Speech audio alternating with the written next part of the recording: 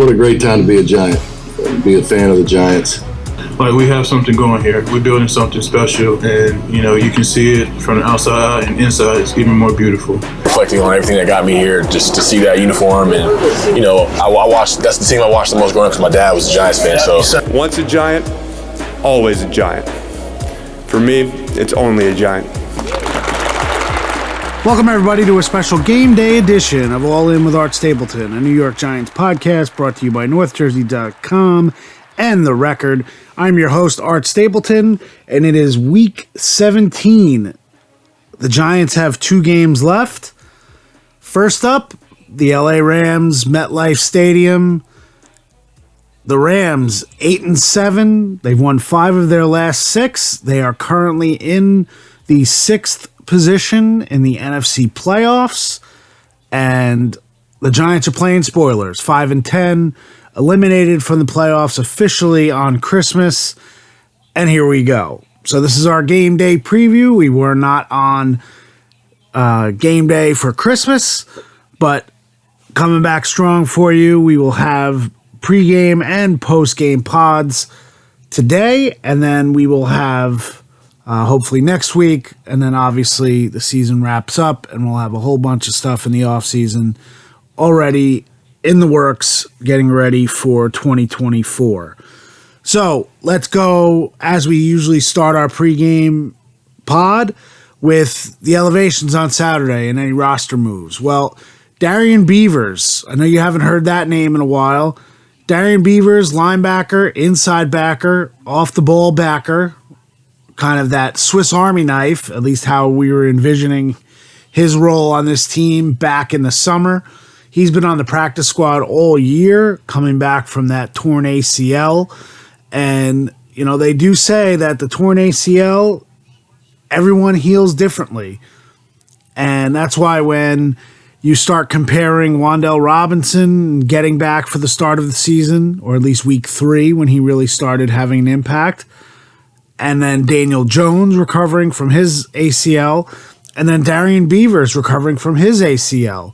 Now, there was more damage to the knee of an Aaron Robinson, who has been on PUP all season, and he has not come back.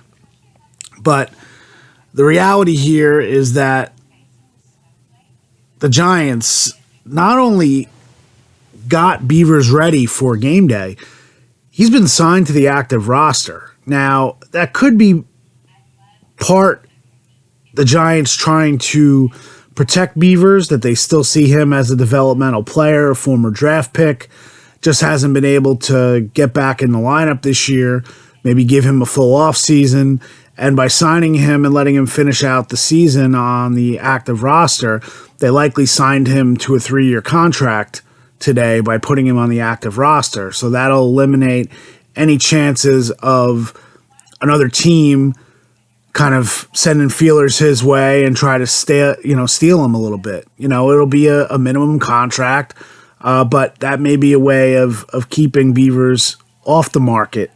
If they kept him on the practice squad, they have the first chance to sign him to a futures deal.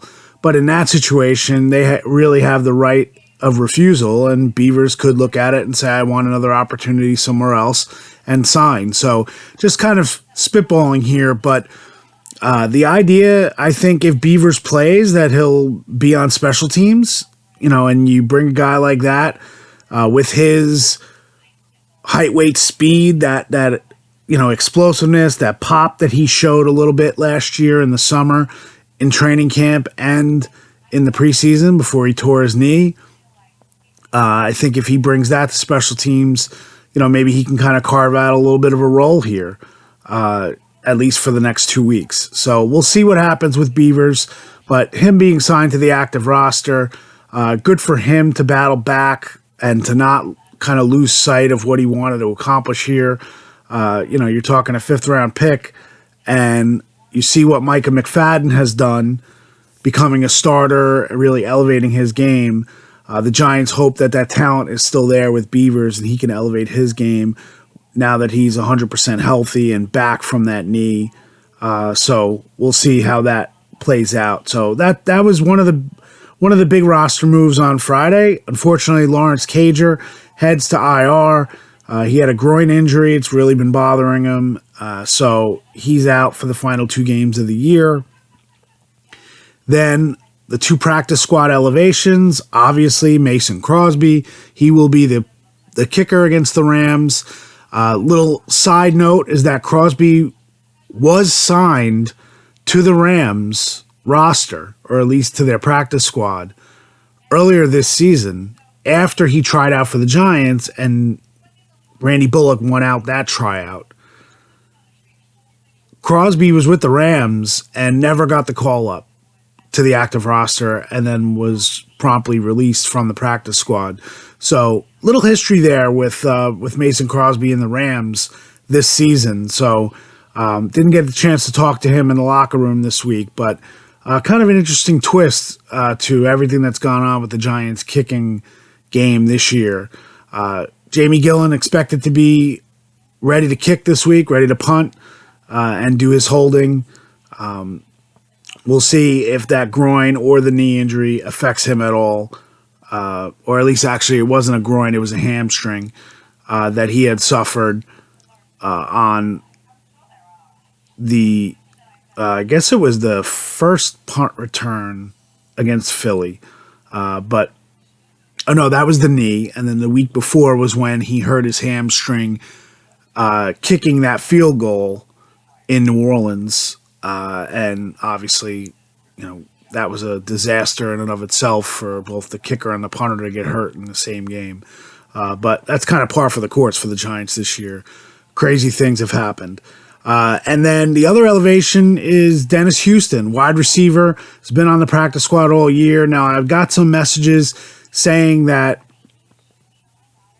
is Houston's elevation a sign that Wan'Dale Robinson, who's questionable with the quad injury, is that a sign that Wan'Dale's not going to go? I don't know necessarily if that would be.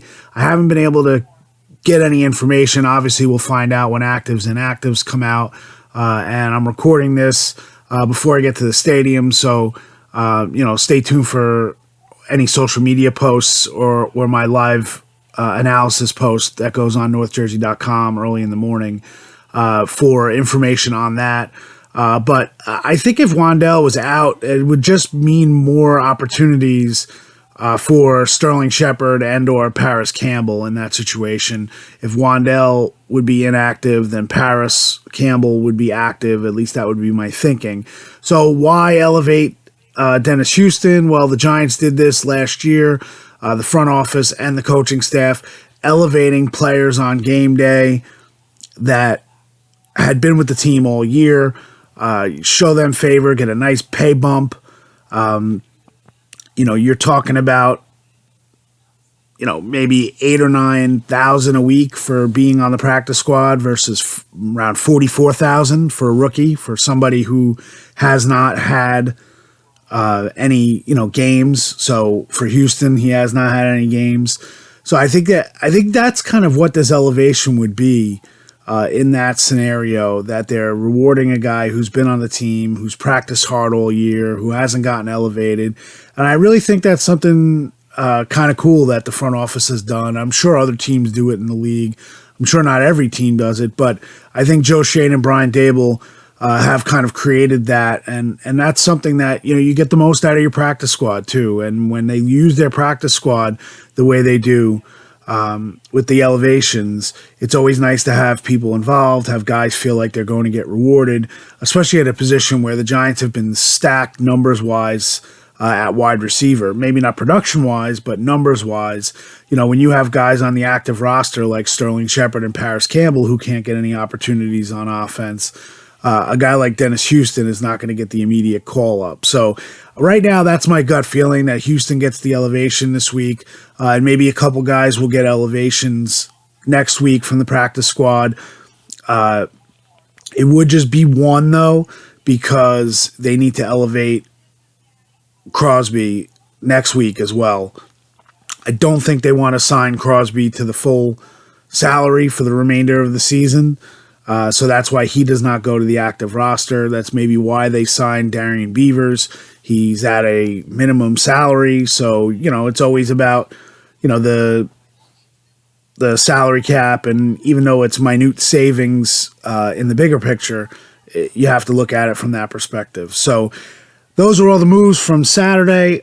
Good news for the Giants. Dexter Lawrence looked very good in practice when we were out there during the media viewing periods. Looks like he's really kind of moved past the hamstring now. That is a good thing. It's going to be fun to watch Dexter Lawrence and Aaron Donald on the same field because if Aaron Donald is the present and certainly the past and really a legend at the three technique, Dexter Lawrence obviously is not playing the same position as Donald, but as an interior defender, I think this might be a game where Dexter could kind of go off a little bit. And that might be the Giants' only opportunity to really hang with the Rams offensively. Matthew Stafford is playing at a high level. Wink Martindale, he likes throwing superlatives out there for opposing players, but he called Matt Stafford. He's playing at a Hall of Fame level, and it's kind of hard to argue. I think it's 18 touchdowns, 2 interceptions. He's playing extremely well. Puka Nacua popped up on the injury report with a hip injury. Sounds like he's going to play, but that's certainly one to monitor. And then obviously Cooper Kupp, last time he played the Giants here in 2021 when the Rams ended up going on to the Super Bowl. That was before Odell Beckham Jr. joined the Rams that year. They played in October, and Kupp had 2 touchdowns. Now, Sean McVay, obviously his grandfather, John McVay, was fired by the Giants back in the 70s, in the dark times, if you will. So McVay, whenever he's played the Giants in MetLife Stadium, they've put a number on him. The Rams have really embarrassed the Giants twice here. I've covered both games. I think they put up 51 one year, and then it was 38-11, I believe, in 2021. So the Rams are going to try to put a number on them if they can, because McVay wants this team geared up for the playoffs. They're playing very well. But we did have a similar situation a couple weeks ago when the Packers came in here and everyone expected the Packers to kind of run the Giants over on Monday night. So Tyrod Taylor gets the start at quarterback. Check out my story on Tyrod on NorthJersey.com. I got a chance to talk to him. You heard his interview with me on this week's All In.